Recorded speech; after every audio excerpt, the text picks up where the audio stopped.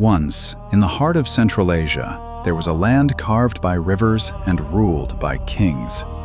A land known as Khwarazm. Today, it lies within the borders of modern Uzbekistan, where the ancient cities of Khiva and Gurganj still rise along the banks of the Amudarya, and where the winds of the Karakum and Kizilkum deserts whisper the memory of an empire that shaped the destiny of nations. In 1154, in the fertile plains of Khwarazm, a prince was born, Ala al-Din Tekish, the son of Sultan Il-Arslan, the reigning Khwarazm Shah, 1156 to 1172, and Turkin Khatun, a formidable queen who held vast influence over court and diplomacy. He was born into power, yet never protected by it. The struggle for the throne tore his family apart. Brothers turned to rivals, alliances to betrayal. But Tekish did not wait for destiny. He seized it. As he rose to claim his throne, the kingdom began to expand in every direction. To the east, he opened the roads into Khorasan, bringing the great cities of Nishapur and Marv, now within Iran and Turkmenistan, under Khwarazm's command. To the west, his armies crossed into Persia, taking Ray and Hamadan, cities that now stand in central western Iran. Across deserts and mountains, from the Amudarya to the Zagros Mountains, Tekish's empire spread.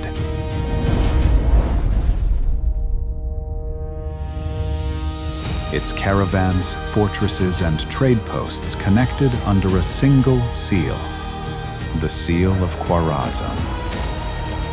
Under his rule, the realm thrived.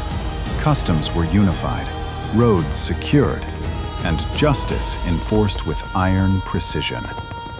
Trade flowed freely along the Silk Road, from Uzbekistan through Turkmenistan and Iran, reaching as far as the Caspian Sea and the borders of India. Tekish was no longer just a ruler. He was the Khwarazm Shah, the architect of order and prosperity. He freed conquered peoples from the tyranny of corrupt governors, ended excessive taxation, and established law where fear once ruled. Every captured oasis became a breath of peace. Every opened gate, a promise of justice. Yet, beyond Khwarazm's borders, in the mountains of northern Iran, a silent enemy watched. A brotherhood known to history as the Assassins, led by the elusive Hasan-i, master of the fortress Alamut. Their daggers reached kings and viziers alike, their loyalty sworn only to secrecy and faith. Even long after Hasan's death, his legacy of terror endured, a shadow stretching across Persia's peaks toward the heart of Tekish's empire. As Khwarazm ascended to its zenith, one question lingered in the winds of the Amudarya. When an empire is built on conquest and loyalty is forged in fear, how long can a king hold the world he has created before that same world turns against him? In the mountains of Persia, where dust turns to stone and the air thins into silence, there rose a brotherhood feared not for its armies, but for its shadows. They were known as the Assassins, a secret order born from faith, exile, and vengeance. Hidden within fortresses perched high upon the cliffs, they built a state without borders, a power without armies. Their heart lay in Alamut, the Eagle's Nest, a fortress carved into the peaks of northern Iran, invisible from the valleys below, unreachable to any who feared the climb. From here, they ruled not through kingdoms, but through fear. Not with soldiers, but with a single dagger, guided by belief. Their leader was Hasan-i, scholar, philosopher, and master of devotion. Once a man of learning in Persia's great cities, he withdrew to Alamut and turned it into a citadel of faith and strategy. He commanded absolute loyalty, creating an elite order of devoted followers, trained to strike at kings, viziers, and caliphs. Their message was simple: no ruler was beyond reach. For decades, their influence spread across Persia and Syria, touching the courts of Baghdad, the Seljuks, even the Crusaders. Assassins did not fight wars.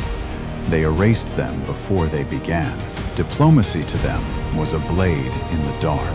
Their creed was silence. Their loyalty only to their unseen imam. But as the tides of power shifted, their shadow stretched east toward Khwarazm. Tekish, the Khwarazm Shah, saw what others feared.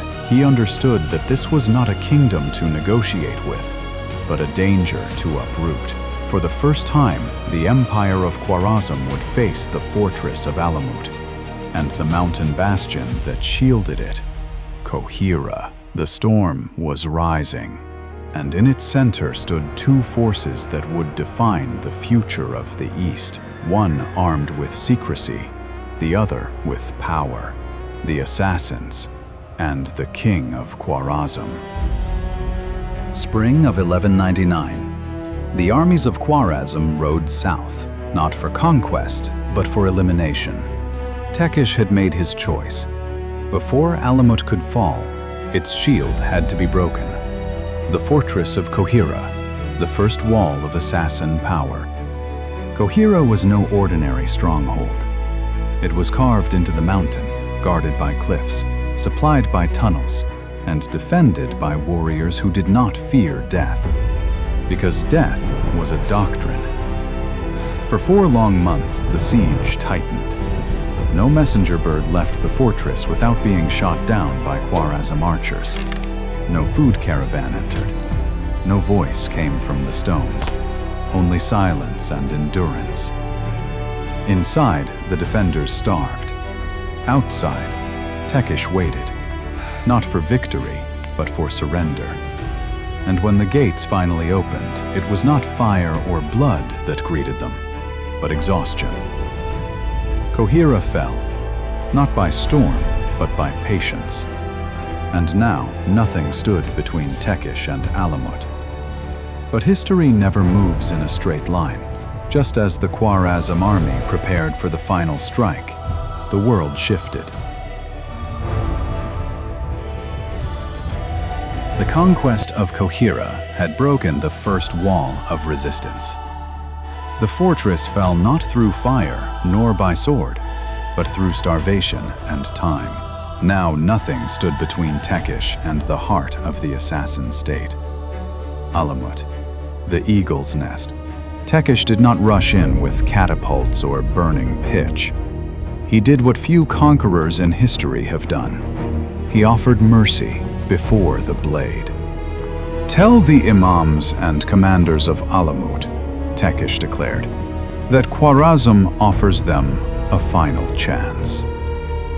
And so the message was sent, not as a plea, but as a sentence. O people of Alamut! First, give thanks to the Creator. Then pray for long life to God's beloved servant, the powerful Khwarazm Shah, Tekish ibn Il-Arslan. Your merciful ruler, the most just king on this earth, grants you safety and forgiveness. Convey this to the viziers and commanders of the High Council of Alamut. Cease the murders and plots against fair rulers. But if you continue to shed innocent blood, if the dagger remains your tongue, then beware. The nest of treachery called Alamut shall be swept from the face of the earth. Mercy will not be shown. This is the final warning to the assassins. The mountains were silent. The wind did not answer. But just as Khwarazm prepared for the final blow, a message came from the west.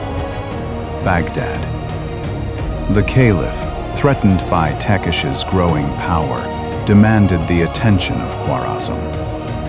War could wait. politics could not.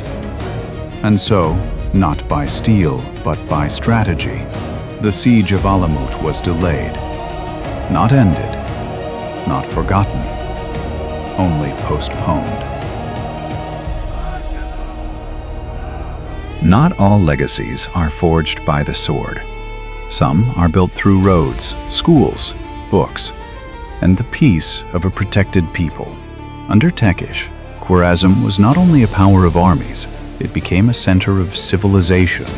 Silk came from the east, silver from the Caucasus, spices from India. All flowed into Khwarazm's thriving markets. Caravan routes moved safely under the seal of Khwarazm, no matter the language, no matter the belief. Gurganj, Kath, Bukhara rose into the greatest cities of their age. They housed madrasas, medical centers, architects' guilds, and courts of poets. Stone nor storm could stop its rise. From the Amudarya to Ray, from Merv to Bengal, the name of Tekish meant law, safety, and order. Judges wrote fair codes for merchants. Teachers opened schools in oasis towns. Envoys negotiated with caliphs, sultans, and kings as equals. For the first time, Central Asia was not a frontier, it was the heart of the world. Whenever Tekish conquered a land, he freed its people from the cruelty of previous rulers, from excessive taxes, torture, and oppression. In every province he took, bloodshed and crime dropped to historic lows. Such was the reign of Ala al-Din Tekish, feared by his enemies, respected by time. A ruler who turned warriors into diplomats, caravans into lifelines, and a land into legend.